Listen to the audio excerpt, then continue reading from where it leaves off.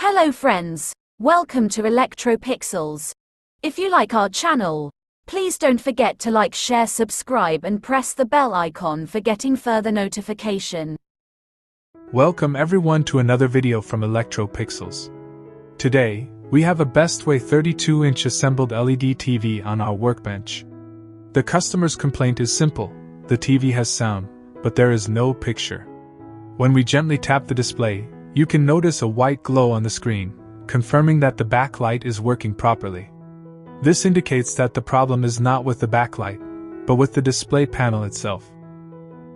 After a detailed inspection, we found that this TV uses a Samsung single COF display panel with an SM4186 DC to DC IC. Due to an internal short circuit in the gate signal lines inside the panel, the DC to DC IC has entered protection mode.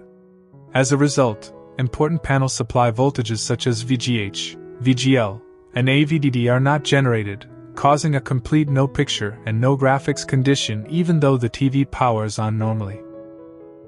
As you can see, the panel has gate signal tracks on both the right and left sides. We will begin by cutting the right side gate signal track using a precision cutting blade. If the picture returns after this procedure, there is no need to perform any further work. However, if the display remains blank, we must reconnect the right side tracks and repeat the process on the left side gate signal track. If the picture still does not appear after testing both sides, it confirms that the panel has internal shorting on both sides, and repair is no longer practical. In this case, we first cut the right side gate signal track, but the fault remained unchanged.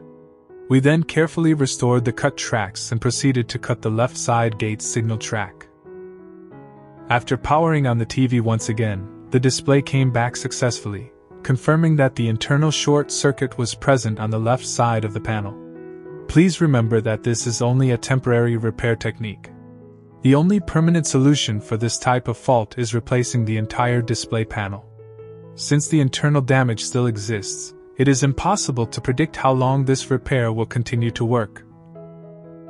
It may last for months or it may fail again at any time, depending on the condition of the panel.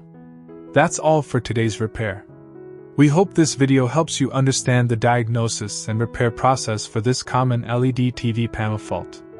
If you found this video useful, don't forget to like, share, and subscribe to ElectroPixels, and press the bell icon so you never miss our upcoming TV repair tutorials.